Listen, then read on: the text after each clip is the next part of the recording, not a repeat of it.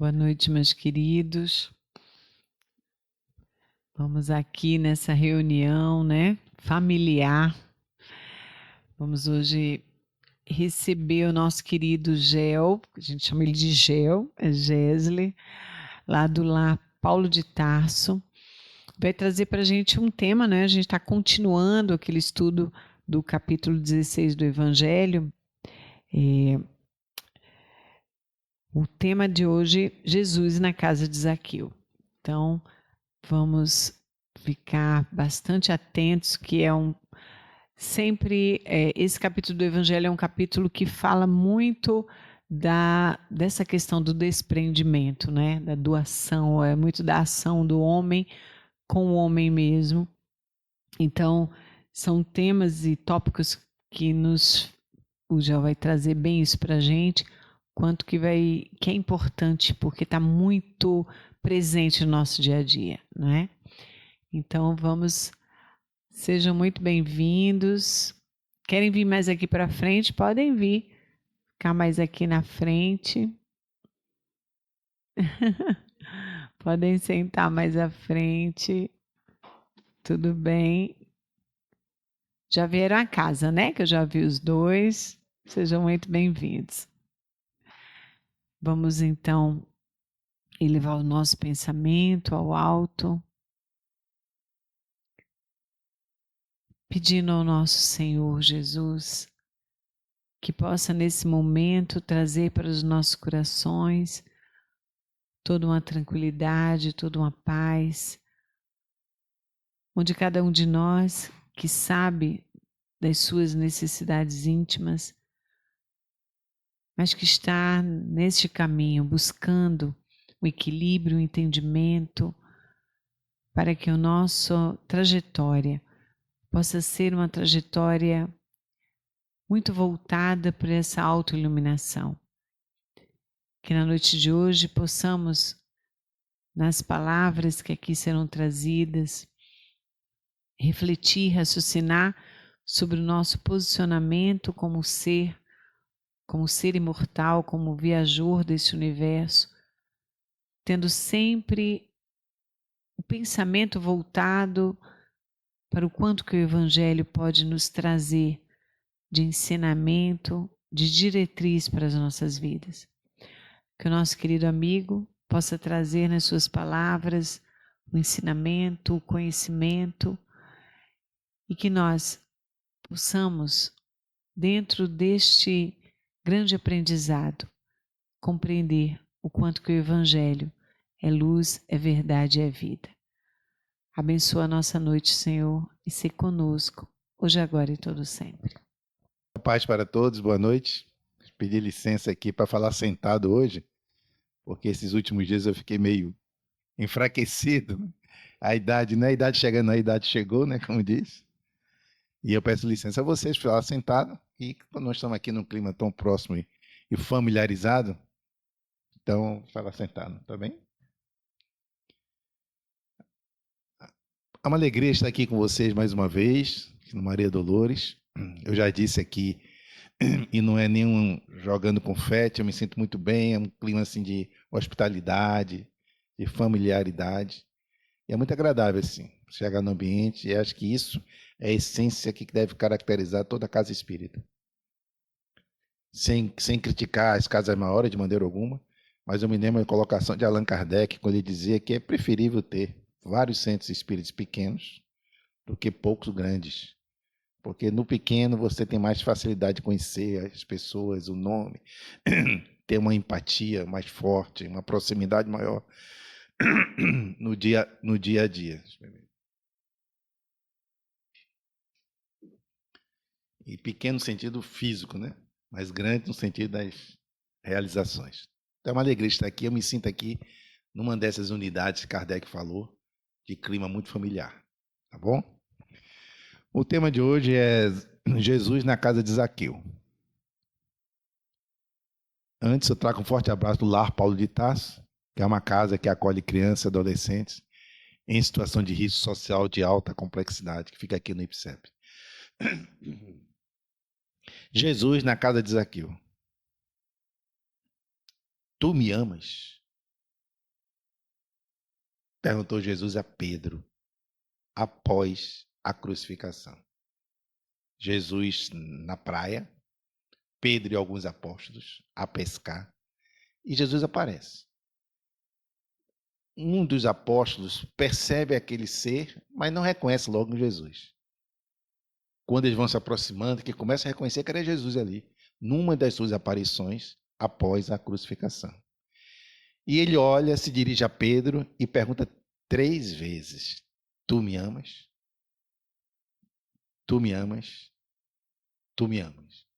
Essa pergunta 3 vezes até cria um certo desconforto consciencial a Pedro, porque Jesus tinha dito para ele que antes que o galo cantasse 3 vezes, ele o negaria.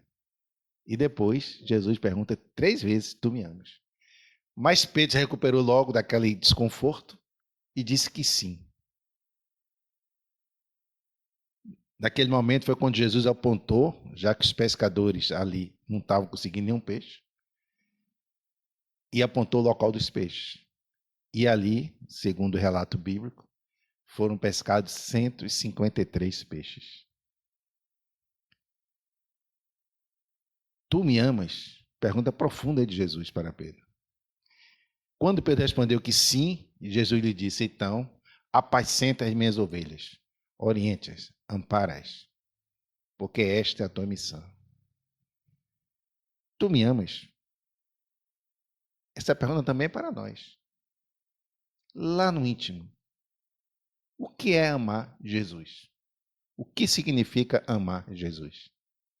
Relembro, já contei aqui no passado isso rapidamente. Relembro, há alguns anos, indo nos compromissos outros na Europa, eu estava em Roma e tive a oportunidade de conhecer o Coliseu, o famoso Coliseu.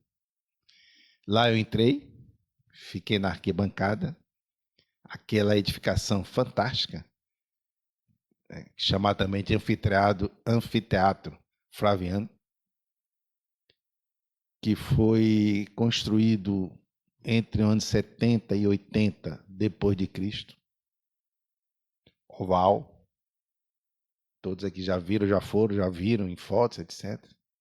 Lembra-se um estádio de futebol naquela época. Chegava a ter 80 mil pessoas simultaneamente. Imagine uma obra dessa há 2.000 anos atrás. E segundo os relatos, em no máximo 5 minutos, todos podiam sair do estádio sem ficar mais ninguém no estádio. E naquela época não tinha maca, não tinha nada. Fazer toda aquela estrutura. Apesar de que sabemos, pelo lado doloroso, que foram utilizados mais de 100 mil escravos para construir e levantar o Coliseu. E lá eu estava, numa arquibancada, no mês de agosto, estava quente, olhando todo aquele ambiente, que foi fundado esse Coliseu pelo imperador Tito, que representava e representa até hoje, né, nas lembranças, o grande império, né, era a marca do grande império romano, império este que comandou por mais de 300 anos da história da humanidade. E eu estava refletindo na arquibancada, porque eu estava lá na arquibancada em pé, vendo tudo aquilo, e na minha mente veio o seguinte: há 2.000 anos, nesse exato local que eu estou, ficaram aqui vários homens, mulheres e crianças, vendo o que? O espetáculo, principalmente nos finais de semana, que eram apresentados ali naquele Coliseu. Então imaginemos nós, 80 mil pessoas, famílias, um sábado à tarde, um domingo à tarde, para ver entre os espetáculos os gladiadores, que iam lutar entre si ou lutar contra as feras africanas, os leões, etc., que chegavam ali. Para quem, como está lá hoje, funciona como se fosse um museu, né? Você do alto vê o palco, e uma parte do palco está aberta. E por baixo você vê os túneis, os ambientes em que os gladiadores ficavam de um lado e os animais ficavam do outro lado, embaixo do piso. Um calor terrível, porque eu estava na arquibancada, já estava sentindo calor nesse mês lá em Roma. Imagine vocês, no verão, ali abafado, as pessoas ali embaixo, ficavam esperando o momento de subir para serem os atores principais do espetáculo da carnificina, que todos, ou quase todas as famílias romanas tinham como sonho ir no Coliseu para ver essa grande diversão. E a grande diversão era o quê? Era os gladiadores brigando entre si para um matar o outro, ou lutando, como eu disse, com as feras. E quando era um gladiador contra outro gladiador, quando um estava para vencer e colocava a espada para matar o outro que estava no chão, quando o imperador geralmente estava presente, olhava para o imperador para saber qual era o comando que ele dava com as mãos. Se o imperador estivesse num dia tranquilo, ele poderia fazer assim, e aí salvava a pessoa que estava embaixo, não ia em relação a quem perdeu aquela luta. Se ele estava num dia não muito tranquilo, fazia assim, até para agradar a população, e aí finalizava matando, cortando o pescoço de quem estava perdendo aquela luta. Esta era a grande diversão, o pão e o circo, como se dizia, do povo romano naquela época. Era almejado esse final de semana para participarem dessas diversões. Isso começou a acontecer 80 anos ou seja, depois de Cristo. Então Jesus já tinha vindo, já tinha dado essa mensagem de amor. Isso mostra a ambiência em que Jesus viveu, psiquicamente falando, de primitivismo, de barbárie. Porque hoje, apesar de toda a nossa barbárie ainda, em termos morais, fica difícil imaginar para nós aqui, por exemplo, ocorrer uma convocação para que as pessoas, nos finais de semana, possam ir na Arena Pernambuco para ver alguém matar outro e todo mundo torcer para que um mate o outro e saia sangue no gramado. Então já houve uma certa evolução moral nesse sentido. Mas na época do Cristo era isto. 80 anos depois que ele já tinha partido crucificado, tinha toda essa ambiência. Então veja Jesus trazer a mensagem do amor, tu me amas, numa ambiência tão agressiva e tão ignorante como essa que eu acabei de relatar, dando exemplo num ponto máximo, em Roma, que era o ápice cultural da época, com o Coliseu, que era o ápice artístico, vamos supor assim, da época, e o sonho das pessoas lá estarem. Tu me amas? Voltou Jesus a perguntar. Zaqueu, na cidade de Jericó. Quem era Zaqueu? Era um publicano, um cobrador de impostos, odiado pela maioria, por ser cobrador de impostos.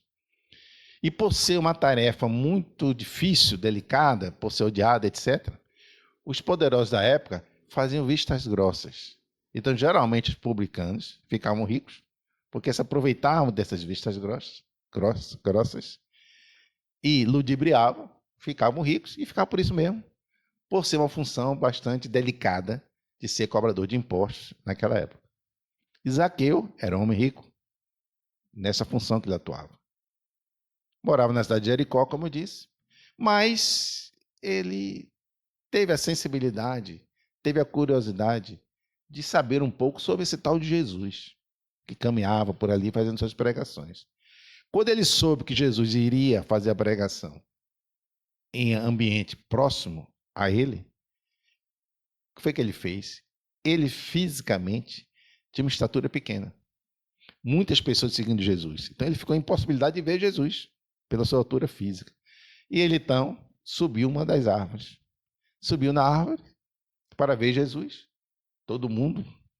Imagine, porque quando a gente fala em Jesus assim, caminhando, pregando, geralmente assim, de maneira um pouco bucólica, nós imaginamos tudo tranquilo, tudo em paz. Tranquilo em paz, Jesus. Mas a confusão, imagine, de pessoas querendo tocar nele, ter milagre, etc. Eu me lembro uma vez, abrindo parênteses, de Divaldo Pereira Franco, nosso saudoso Divaldo, ele relatando uma visita que fez a Chico Xavier. E lá com Chico Xavier, ele disse que Chico Xavier tinha uma atividade que era embaixo de um abacateiro. Então, sábado à tarde, se não me falha a memória, ele ia lá com um grupo, fazia uma oração, aquelas coisas, distribuía muitos mantimentos, material para as pessoas necessitadas. E Divaldo disse que chegou lá a primeira vez, eu acho que ele foi para conhecer, quando sentou e disse que era uma bagunça só. Não por parte de Chico, mas pela confusão, pessoa para lá, para cá, aquela confusão, todo mundo querendo tocar, falar com Chico e tal. E ele foi impressionado porque Chico Xavier, numa calma, que parecia que estava numa alta meditação naquele momento, assim, sem se afetar com o que acontecia. Então, imagine Jesus, né? Curando isso, curando aquilo, tudo aquilo acontecendo, o burburinho em torno dele. Então, devia estar um ambiente muito agitado de pessoas querendo tocar em Jesus, etc. E tal. E ele, com estatura física pequena, sem ver Jesus, subiu a árvore para vê-lo. E Jesus, então, surpreende a todo mundo, quando diz, com as minhas palavras, que ele descesse da árvore, porque naquele dia, Jesus estaria na casa dele. Ele, então, desceu apressadamente, surpreendido com aquilo, para abrir as portas da casa para que Jesus entrasse. E aí, veio uma característica importante de nós, seres humanos. Invejosos, né? Maliciosos. Na média, gostamos de uma maledicência, de uma fofoca, de um disse-me-disse. E aí começou o murmurinho. Como é que pode? Zaqueu, pecador, publicano, cobrador de impostos, e Jesus, o enviado de Deus, ir para a casa de Zaqueu e descansar lá na casa de Zaqueu. Olha a nossa capacidade de julgamentos apressados, sem saber a essência e sem entender a verdadeira mensagem de Jesus. Qual é a verdadeira mensagem de Jesus? Como disse ele, o Pai não quer que nenhuma das suas ovelhas se perca. Jesus não veio ao mundo para combater o pecador. Ele veio para combater o pecado. Por quê? Ele enxerga em nós pessoas temporariamente doentes no aspecto moral, mas que têm cura. E ao nos curarmos, seremos espíritos sublimes. Em um livro dos espíritos, no livro dos espíritos, tem uma pergunta em que os espíritos respondem a Kardec o seguinte: que o átomo será arcanjo e que o arcanjo foi átomo. O que é isso? Se pegar o pé da letra, fica um negócio meio esquisito. O átomo vai ser arcanjo, arcanjo. Mas se nós pegarmos uma percepção evolutiva, lembra aquela colocação de Leon Denis, aquele autodidata que nasceu na cidade de Tours, na França. Ele tem uma frase que simboliza muito bem, de forma até poética, a questão evolutiva. Quando ele diz: a alma dorme no mineral, sonha no vegetal, agita-se no animal e desperta no homem. Ou seja, um processo evolutivo. Ele não disse que uma pedra tem alma, mas ele disse que tudo evolui na natureza. Então, esse progresso é como? Como é esse progresso no ser humano, na humanidade, no aspecto moral? É, pelo nosso esforço próprio, nós irmos tirando as doenças, os tumores morais na nossa vida. E seremos cada vez mais a sublimidade. Quando Jesus disse: Deus mora em nós, faça brilhar a vossa luz, o que é isso? Que a luz divina está dentro de nós. Mas nós colocamos tantas escamas das nossas imperfeições que às vezes parece que ela não está. Mas na hora em que nós despertamos e começamos a tirar essas escamas, essa luz começa a brilhar. Então, o Pai não quer que nenhuma das ovelhas se perca, é por causa disso. Ele quer eliminar o pecado, tirar a sujeira, e não eliminar a pessoa, ou desprezar a pessoa. Essa é a grande mensagem que fica nessa passagem com Zaqueu. Porque Jesus foi lá chamá-lo para ficar na casa dele. E gerou todo, como disse, os murmurinhos.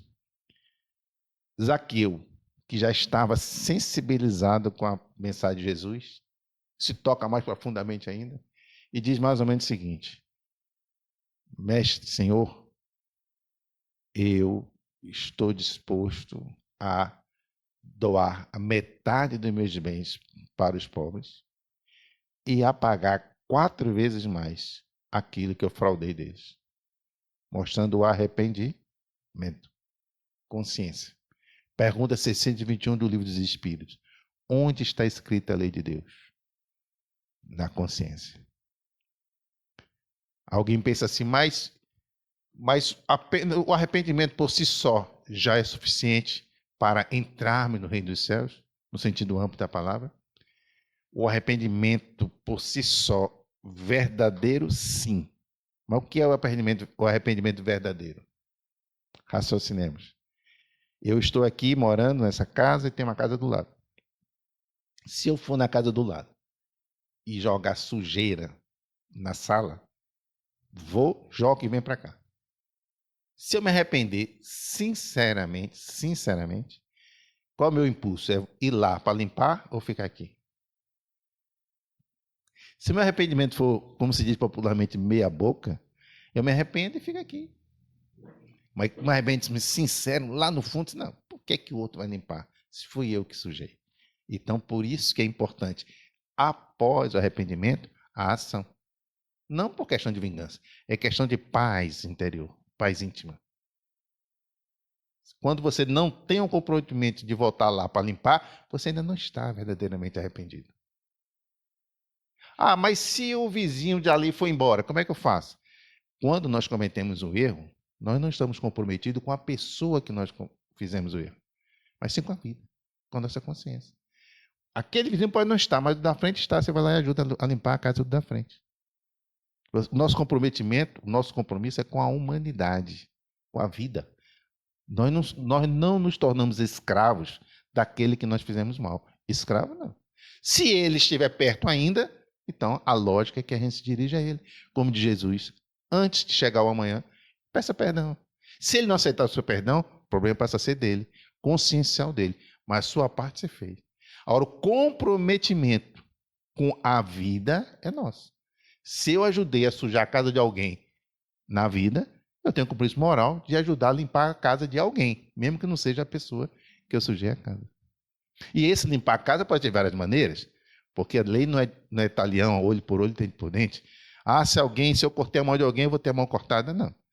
Posso fazer o bem, porque como disse João e também Paulo de Tarso, o bem cobre a multidão de pecados.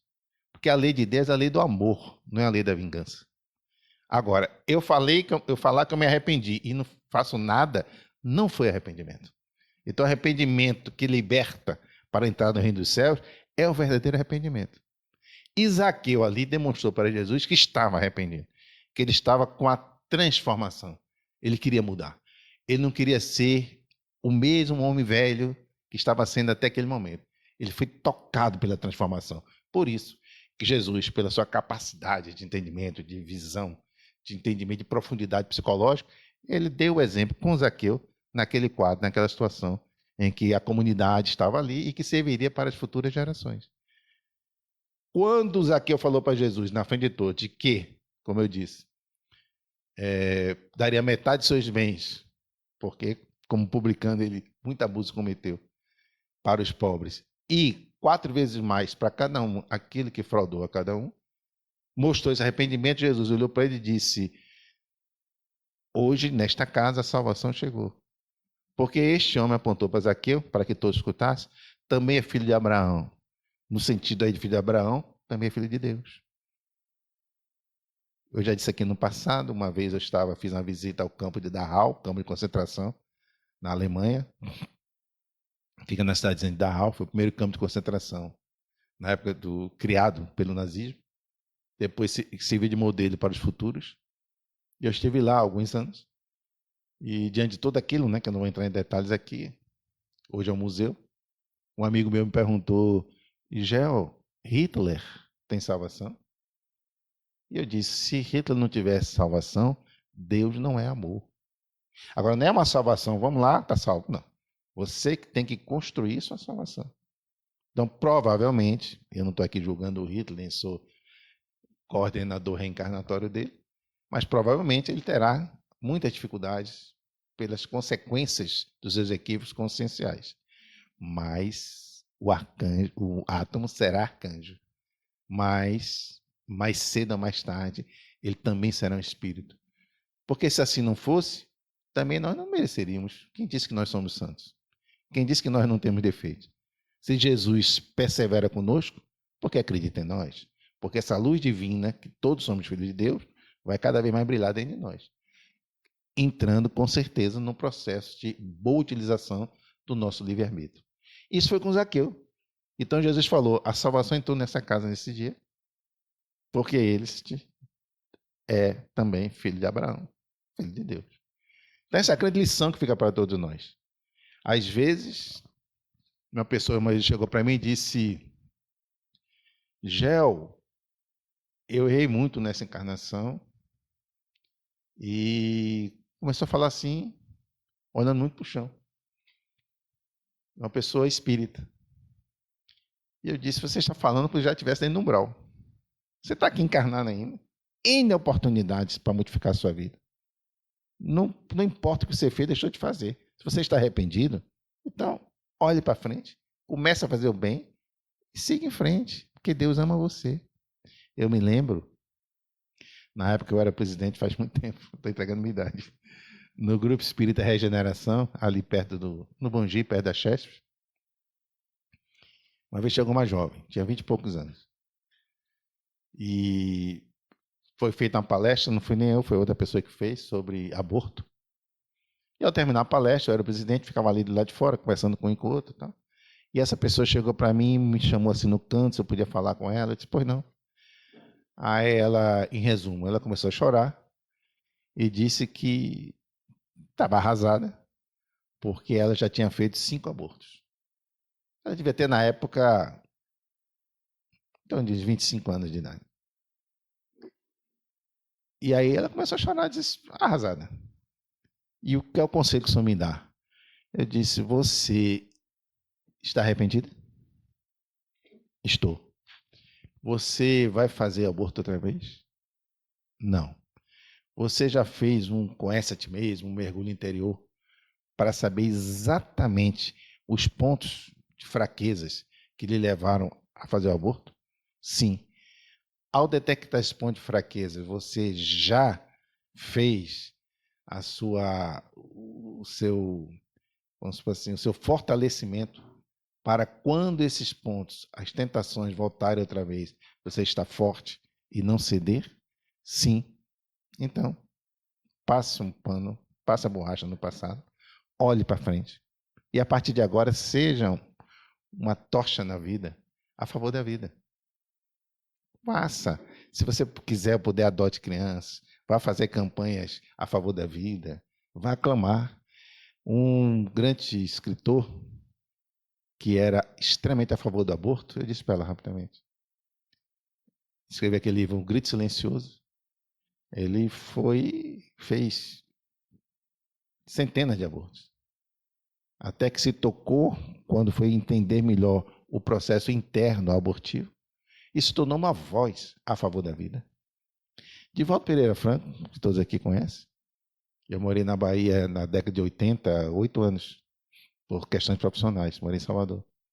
E não morei na mansão, morei em Salvador, mas tinha atividades na mansão. Divaldo, aqui não é jogando confete, também ele não precisa, mas ele desencarnou dia 13 de maio desse ano, com 98 anos de idade. Ele escreveu, psicografou 263 livros, fez em torno de 20 mil conferências espíritas nos 5 continentes, fez palestras em mais de 5 mil cidades diferenciadas, em várias das cidades, dezenas de vezes. Foi a mais ou menos 80 países levando a palestra. Fora isto, fundou e ficou à frente, ele e uma equipe, da Mansão do Caminho, que quando eu morava lá na década de 80, morava em Salvador, ainda estava na época de ficar com crianças órfãs, viveram lá, moraram lá mais ou menos 650, 630 crianças. Hoje, já não tem criança morando lá, mas tem creche, escola, tal, que diariamente entram lá mais de 3 mil jovens e crianças. Por que eu estou falando tudo isso? Porque Edivaldo, quando estava novinho ainda não conhecia bem o Espiritismo, ele era o 13º filho de uma família lá em Feira de Santana. Foi morar em Salvador na época da Segunda Guerra Mundial. Todo empolgadinho ali e perdeu o emprego, ficou desempregado. Ele ficou tão abalado, tinha uma mediunidade muito aflorada, mas ainda não tinha muito firmes conceitos espíritas, que ele tentou suicídio. Então ele foi andando, uma vez, ele mesmo conta isso, Lá, para quem conhece Salvador, lá tem a Cidade Baixa, Cidade Alta, o elevador Lacerda. Ele foi lá no elevador Lacerda, arrasado, pessimista, achando que o mundo ia acabar. Subiu na mureta, ia pular para baixo, para ser lá embaixo. Quando ele subiu para pular, por acréscimo misericórdia de Deus, ele viu a irmã dele, de nome Nair, que tinha cometido suicídio por questão sentimental. E a irmã apareceu e disse: Divaldo, não faça isso. Eu fiz, sofri muito e sofro ainda hoje. Ele, ao ver a irmã, tomou um susto, desmaiou, mas Deus foi tão bom pela segunda vez. Quer dizer, sempre Deus é bom. Bom na primeira porque viu a irmã, que ali, se ele não visse, ele ia pular. E bom na segunda porque ele viu, desmaiou e caiu para cá. Se caísse para lá, ele caiu para cá. Aí, ao cair, tem toda uma história, as pessoas chegaram, ajudaram, e depois ele conheceu melhor a doutrina espírita e desencarnou esse ano com esse histórico. Se ele tivesse caído para lá, ninguém não sabia nem que era Divaldo. Mas ele chegou na beira do suicídio. Mas Deus o ama. Teve a oportunidade e agarrou. E avançou. Deus ama todos nós. Eu costumo falar o seguinte, voltando para aquele meu amigo, né? Eu falei, não importa. E ele, no caso, espírita, e aqui nós estamos no ambiente espírita, eu disse para ele, o verdadeiro espírita não tem motivo nenhum para desânimo, para pessimismo. Pode sofrer muito. Tem direito a chorar, porque o choro depende da intensidade da dor.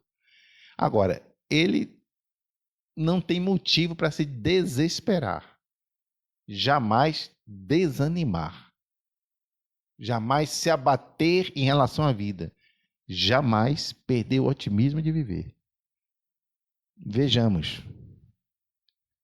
E eu estou fazendo uma sequência em cima do Zaqueu saindo de uma situação para outra. Então, por qualquer que seja uma situação que alguém aqui esteja passando no momento, por mais dolorosa que seja, não é motivo para desanimar da vida, para perder o otimismo da vida. Porque Deus nos ama.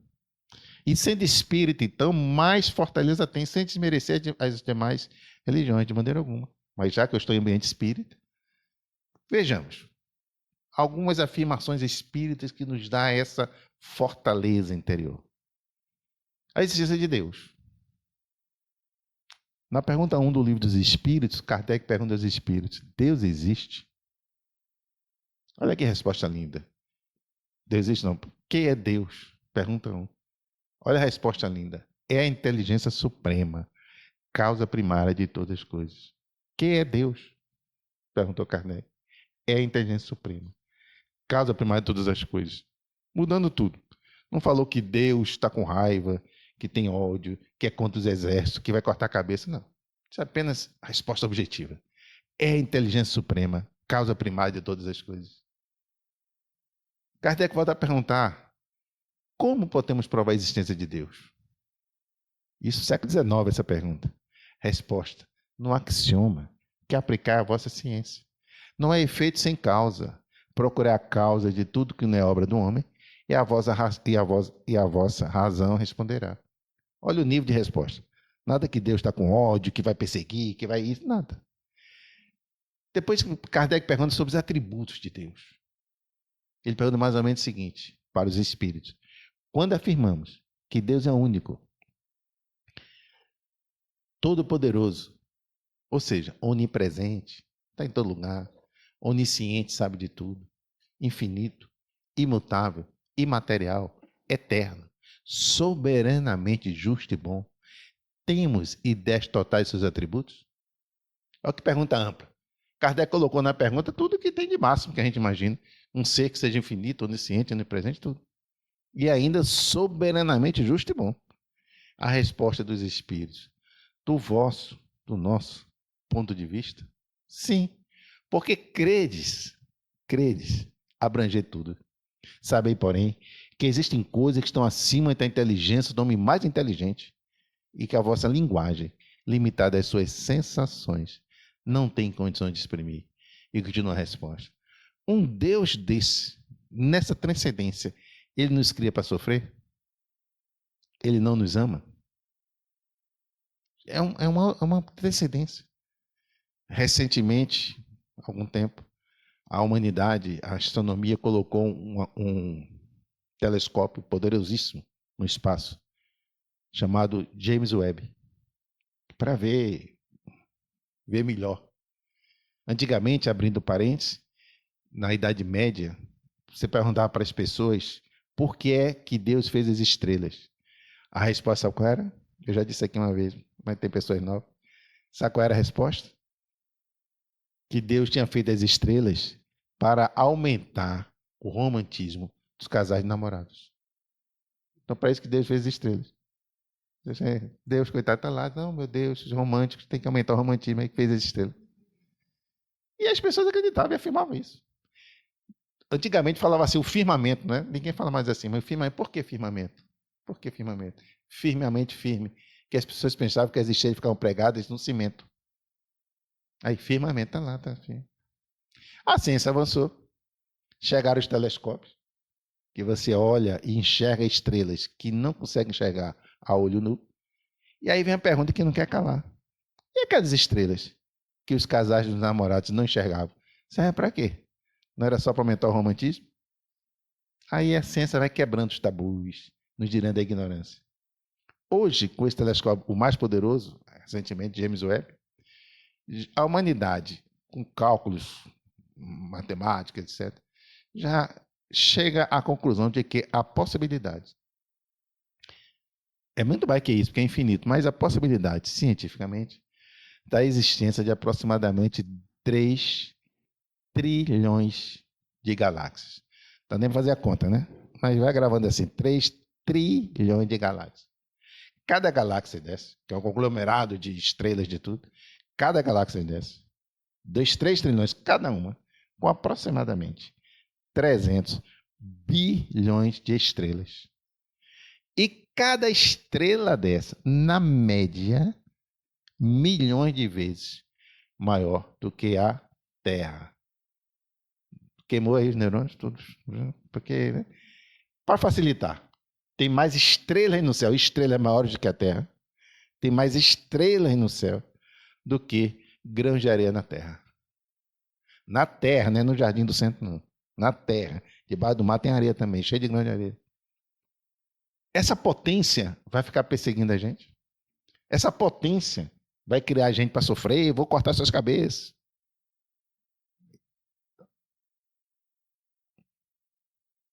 Imortalidade da alma. Eu estou falando tudo isso para dizer o quanto nós temos para sermos otimistas na vida. Imortalidade da alma. Quem nunca perdeu, entre aspas, uma pessoa amada? Quem nunca perdeu vai perder. A não ser que seja primeiro. A partir. Uma mãe querida, em cima daquele mármore branco, sem mexer as mãos, sem mais lhe abraçar, sem mais lhe beijar. Um filho, uma filha, etc. A dor da perda. Mas mais do que isso, continua vivo? Desapareceu ou eu tenho motivo de continuar otimista na vida para mudar a minha própria vida? Eu me lembro, já contei isso no passado aqui também, que eu era presidente do centro e tinha jovens, a juventude. E um dia ligaram para mim e falaram, olha, um jovem acabou de falecer. Ele estava com um primo, ele tinha 16 anos, o primo tinha uns 20 anos, mais ou menos, no carro, aqui descendo em aldeia, Camaragibe. Naquela chuva, bateu de frente com o caminhão, os dois morreram. Eu fui para o enterro, no velório, tava os 2 caixões, tal. As pessoas ali, quando a morte não manda aviso prévio, quando manda já sofre, quando não manda, sofrimento maior ainda. Quando eu estou assim, eu vejo uma senhora vindo andando, era a mãe dele, que também frequentava o centro. Eu fui em direção a ela, ela vinha caladinha, com o livro apertado assim no peito. Eu dei um abraço nela, não falei nada. Tem momentos na vida que a gente não deve ficar falando pelos cotovelos.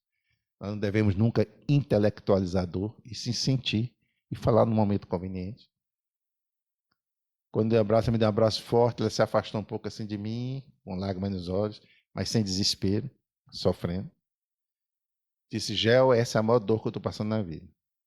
Eu não acredito que existe uma dor maior do que a mãe enterrar o filho. Mas eu estou aqui firme falando com você. Porque o livro aqui ela mostrou assim, era o Evangelho segundo o Espiritismo. Porque eu tenho certeza que meu filho continua vivo. E que mais cedo ou mais tarde eu irei me reencontrar com ele. Estava sofrendo bastante, mas serena. Tem motivo a perder o otimismo na vida? Primeiro eu falei Deus, a existência de Deus, o Pai. Segundo, a imortalidade, a vida continua. Eu me lembro que meu pai desencarnou em 2013. Ele era espírita, até os 88 anos ele ia cortar negócio de sopa no centro, aqui no centro espírita perto, tal, etc. Aos 88 ele teve um AVC, ficou com o lado direito todo paralisado. E aos 90 anos ele teve outro AVC hemorrágico e desencarnou.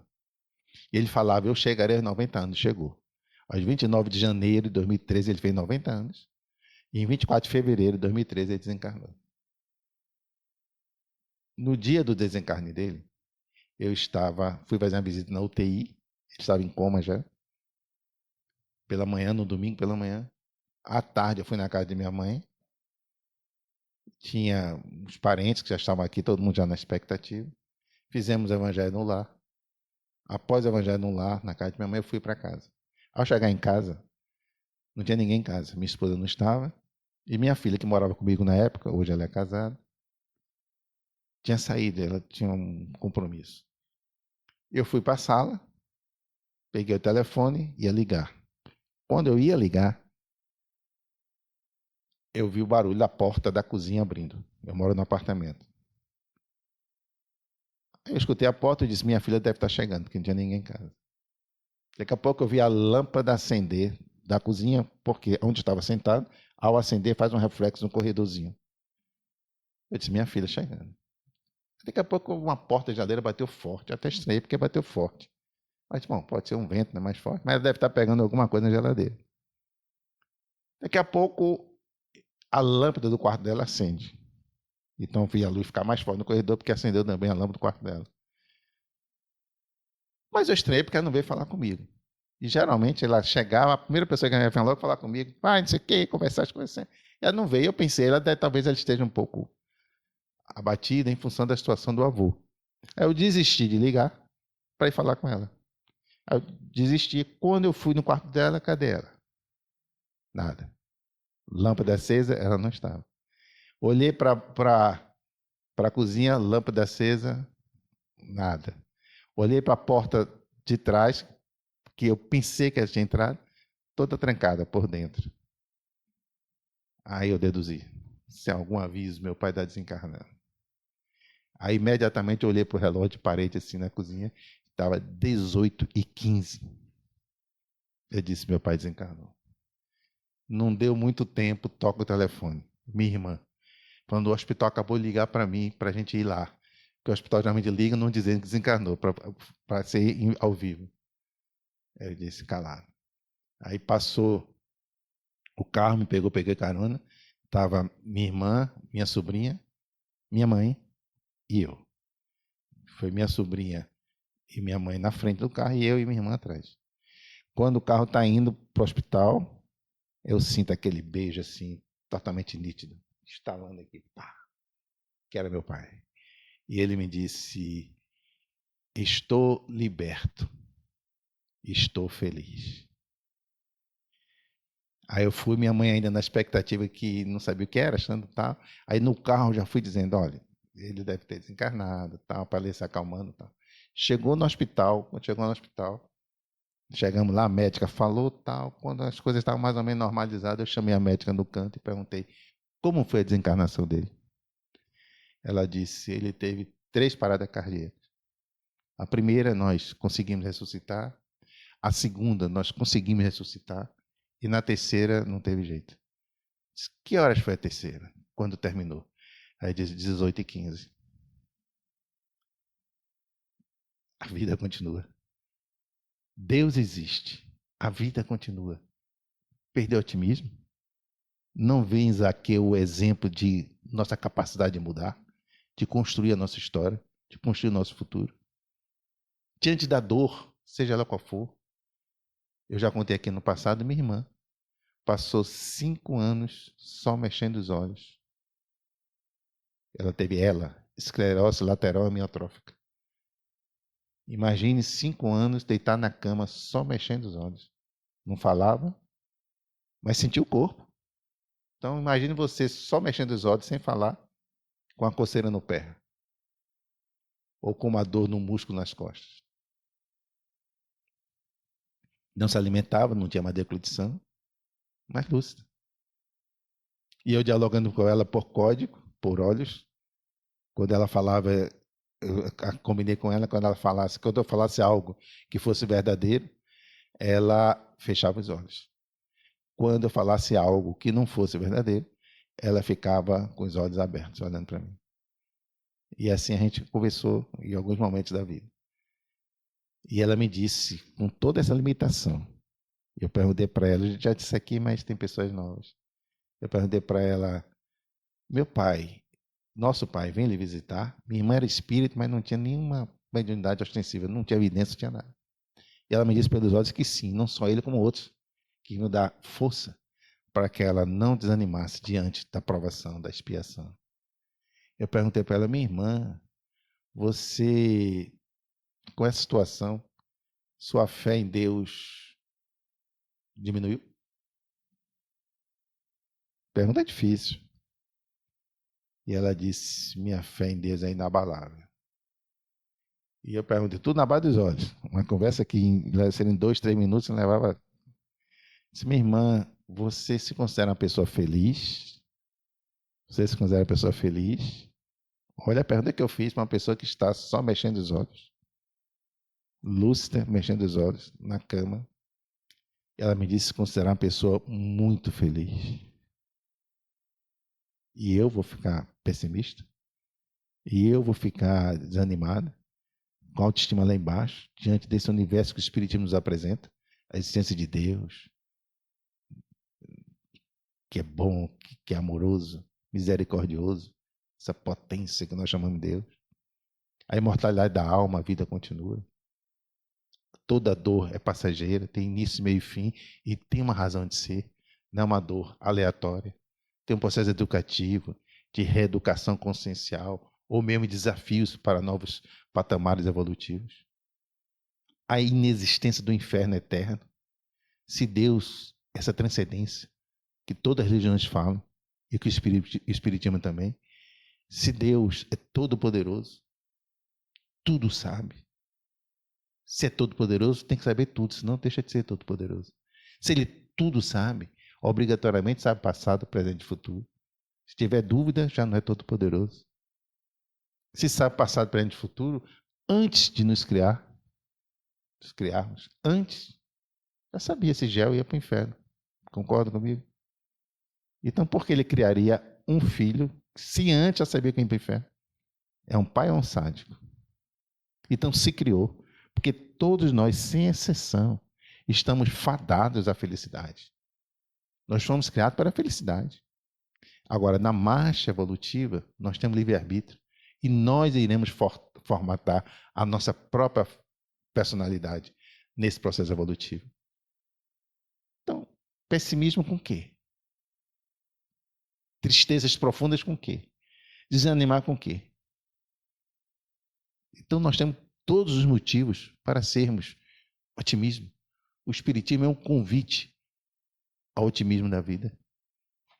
Agora, precisamos ter a coragem do primeiro passo, como teve um Paulo de Tarso.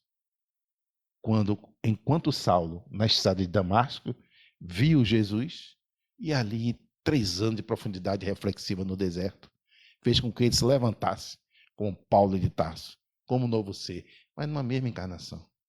Como o Divaldo Franco, aqui mais perto da gente, que quase cometeu suicídio, se tocou, cresceu e fez toda essa estrada brilhante na sua trajetória nessa encarnação. Como um Zaqueu, lá na cidade de Jericó, né? Que naquela ânsia, publicano, apedrejado, amaldiçoado por todos, se tocou, entendeu, não ficou acomodado, subiu na árvore para vê-lo. Jesus o convida. Ele abre as portas de casa e diz: você também é filho de Abraão, você é filho de Deus. Serviu de lição para os invejosos, os maledicentes, e para Zaqueu se fortalecer no seu crescimento espiritual. Mas Zaqueu, Divaldo, Paulo de Tarso, ninguém é diferente de nós. Todos nós somos filhos de Deus. Ninguém é privilegiado. Agora, a diferença que existe é que uns têm a coragem do primeiro passo e outros se acovardam, se acomodam diante do chamamento da vida e, mais especificamente, diante do chamamento do Cristo. Então, este é o nosso grande desafio. Na pergunta 919 do Livro dos Espíritos, Kardec pergunta mais ou menos assim aos espíritos: o que é que nós temos? Uma maneira eficaz. Qual seria a maneira eficaz de combater nossas más inclinações? E os espíritos respondem: um sábio da antiguidade já falava: conhece a ti mesmo. Na realidade, essa frase profunda, Sócrates deu renúncia a ela. Mas essa frase, segundo historiadores, foi vista por Tales de Mileto em um templo em Delfos. Conhece a ti mesmo. Nós nos conhecemos. Nós temos a mania de querer conhecer os outros. Também não conhece. Mas o mergulho interior, nós nos acovardamos. Ou mergulhamos de forma errada, destruindo a nossa autoestima, ou nos acovardamos de detectar exatamente onde nós estamos, sem medo, sem vergonha de detectar. Não, meu orgulho ainda está assim, ó. Meu egoísmo está assado. Mas o mais importante, se o meu orgulho está assim, o que é que eu devo fazer para combater isso aqui? Para diminuir esse orgulho? O que é que eu devo fazer para diminuir esse egoísmo? Para intensificar minha solidariedade? De maneira altruísta, tranquila, serena, sem autodestruição, nem a vaidade, nem a baixa autoestima. De maneira realista, mas sempre otimista. Porque Deus nos convida ao otimismo na vida. Se eu tenho certeza que Deus existe, e Deus é amor, se eu tenho certeza na imortalidade da alma, de que a vida continua, se eu sei e entendo de que a dor tem uma razão de ser e que não é eterna, que não existe inferno eterno, e que eu fui criado, fadado para ser feliz, o que é que falta para eu ser otimista na vida? O que é que falta para eu falar, não, eu também sou irmão de Paulo de Tarso, sou irmão de Chico Xavier, sou irmão de Teresa de Calcutá. Por que não? Quem disse que nós somos inferiores? De maneira alguma. Todos somos filhos do mesmo Pai, de Deus. Então este é o nosso grande desafio. Este é o nosso grande desafio. Ter a coragem da mudança. Frederick Friedman, um judeu que morava no Rio de Janeiro, muito rico, morava no bairro de Copacabana, numa mansão. Tinha uma filha única, chamada Raquel. Raquel, com aproximadamente 15 anos de idade, desencarnou. Então eles ficaram arrasados, pai e mãe, sem saber o que fazer. Tirou o chão, como se diz. Mas como era muito rico, riquíssimo, então tomou a decisão. Ele e a esposa entraram no navio e foram viajar pelo mundo para ver se esqueciam, ou amenizavam, mitigavam aquela dor. E foi, sem saber para onde ia, mas como tinha muito dinheiro, estava indo. O navio saiu do Rio, veio andando, parou em Belém do Pará. E lá em Belém do Pará, ia passar lá uns 2 dias, não sei detalhes. E eles arrasados, mas alguém ali viu que eles estavam arrasados, se interessou para saber o que é, soube, e também viabilizou nesse períodozinho que eles fossem numa reunião lá em Belém, que tinha uma médium muito famosa, chamada Ana Prado, médium de efeitos físicos, aquela mediunidade que o médium libera o ectoplasma e os espíritos se materializam, e todo mundo que está presente vê e toca, mesmo sem ter mediunidade ostensiva. Foi o que aconteceu, os dois não eram espíritos, foram nessa reunião porque no desespero, qualquer local iria, E lá chegando, a filha dele, Raquel, se materializa por completo.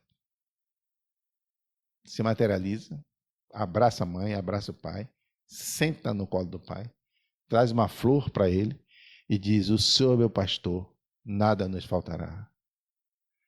Pai, mãe, retornem para o Rio de Janeiro. Desista dessa viagem. Vá, abre as portas da mansão. Veja os miseráveis que moram por trás da mansão e ame. Essa é a sua tarefa. Eles imediatamente se tocaram no estilo de Zaqueu. Retorna, cancela a viagem, retorna, abre, ele se torna espírita depois, até presidente ele foi da Federação Espírita Brasileira. E depois, quando desencarna, vem através de Chico Xavier, escreve o livro Voltei, assinado por irmão Jacó, que é ele, contando toda essa trajetória. Então, oportunidade não nos falta. Agora, nós temos que ter, primeiro, olhos de ver. Segundo, ouvido de escutar. E terceiro, determinação em mudar. Este é o nosso grande desafio. Portanto, nessa mensagem de Zaqueu na noite de hoje, eu trago essa reflexão um pouco mais extensiva de que todos nós, para todos nós, Jesus bate na porta. Para que ele possa entrar. O convite de Jesus não é seletivo. Está aberto para qualquer um, mesmo sem ser cristão, mesmo sem ter uma religião. Porque a visão espírita de Jesus é a visão crística, não é a visão corporificada, no sentido de que o rótulo religioso.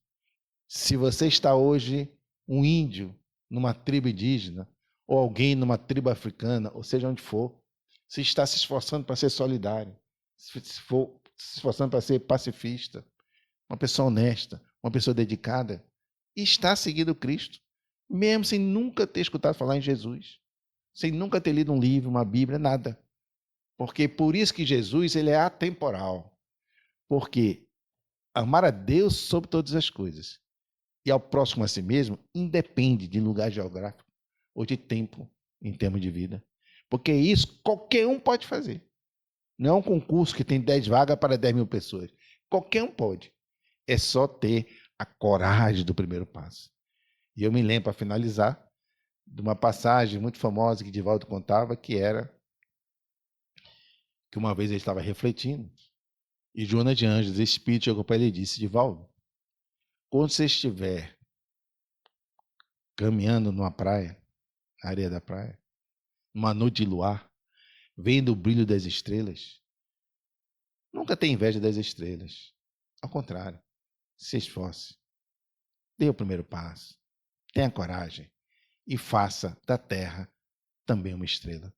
Então, que todos nós tenhamos a coragem de ter a certeza de que Deus está dentro de nós, que só depende de nós, apenas de nós, fazer essa luz divina brilhar. E dentro disso, o primeiro passo é uma fé inabalável, inabalável em Deus. E também uma fé em nós mesmos, como filhos de Deus. Muita paz, muito obrigado.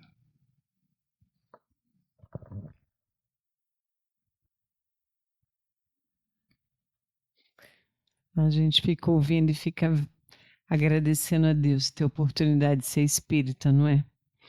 Bendita seja essa doutrina que nos faz divisar de uma forma tão grandiosa a vida, os ensinamentos, né? E as nossas dores vão se tornando cada vez mais leves. E a doutrina ela nos apresenta uma esperança tão grandiosa. Maravilhoso, meu amigo, viu? Muito obrigada. Essa passagem de Zaqueu é uma passagem extremamente importante, né, para nós. Você veja que Zaqueu ele teve um movimento para olhar Jesus de subir numa árvore. Quer dizer, a gente precisa se elevar para enxergar Jesus, né? Então, muitas vezes a gente está num caminho ali tão horizontalizado da nossa vida, marcando o passo, achando que as coisas não mudam, e a gente acha que tudo é assim para sempre. Quando a gente precisa dar um passo, a gente precisa ter uma atitude de se elevar, porque se elevando a gente vai enxergar essa luz verdadeira que é Jesus. Que coisa maravilhosa. Levem o nosso abraço lá. Qualquer dia eu vou lá, viu? Para cuidar de um menininho lá. História linda, né? Todos já ouviram falar do lar, que é um lar incrível, um trabalho maravilhoso. E a gente leve o nosso abraço aqui para essas crianças. Acho que tem alguém vindo na casa pela primeira vez? Não, né? Todo mundo já é de casa. Então vamos fazer a nossa prece. Agora a gente vai ter passes. Lembrando que no dia 6 de dezembro nós estamos indo para Caruaru, para a nossa última caravana do ano, tá? Aqueles que quiserem participar, sejam bem-vindos a participar. A gente está já estamos com várias cestas básicas, mas a gente está angariando aí recursos para realizar alguns sonhos, não é? Então é uma comunidade muito carente, muito pobre que a gente vai visitar e, né, tem assim necessidade de cama, tem necessidade de absolutamente tudo. Então nós estamos numa arrecadação aí para, se Deus quiser, conseguir, né, levar alguma coisa. É tanta necessidade, né, que a gente chega lá meio como um gêniozinho da lâmpada, né? Diz assim, olha, o que vocês querem? Eles vão trazer.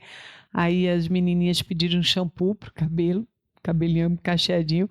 Outro menininho pediu um peãozinho para brincar. Eu achei isso uma coisa tão singela, né? Muitas vezes a gente não tem ideia de quanto que isso é tão significante para um outro, né? Então, é muito maravilhoso a gente visitar e conhecer essas pessoas tão cheias de valores, né, que passam por as suas dores e mesmo assim elas ainda têm a esperança de viver, né? Então, vamos lá, meus queridos. Vamos pedir para o Gel fazer a prece e a gente vai ter passes agora no final. Oremos. Querido Jesus, obrigado, Senhor, por tudo. Obrigado por esta casa, pela doutrina espírita, que ilumina nossas consciências e consola os nossos corações. Obrigado, Senhor, pela tua mensagem de amor, quando há 2000 anos nos disse amar a Deus sobre todas as coisas e ao próximo como a si mesmo. Obrigado, Senhor, por nos alertar, por nos mostrar de que Deus vive dentro de nós também, que a luz divina está dentro de cada um de nós. Obrigado, Senhor, por nos ensinar o que é a fraternidade, o que é a empatia, que a dor de João não é diferente da dor de Maria, nem a dor de José é diferente da dor de Joana.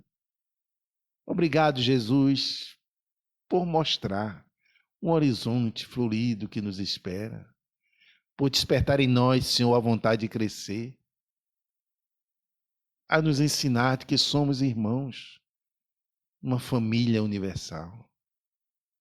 Jesus, que possamos sair daqui hoje, Senhor, com determinação, com uma fé inabalável em Deus, com a certeza de que nós seremos vitoriosos, mas não contra o outro, contra as situações diversas, oriundas das outras pessoas, mas sim contra nós mesmos, para tirar essa escama que perdura no nosso íntimo e que dificulta o brilho divino que todos nós trazemos no íntimo, Senhor.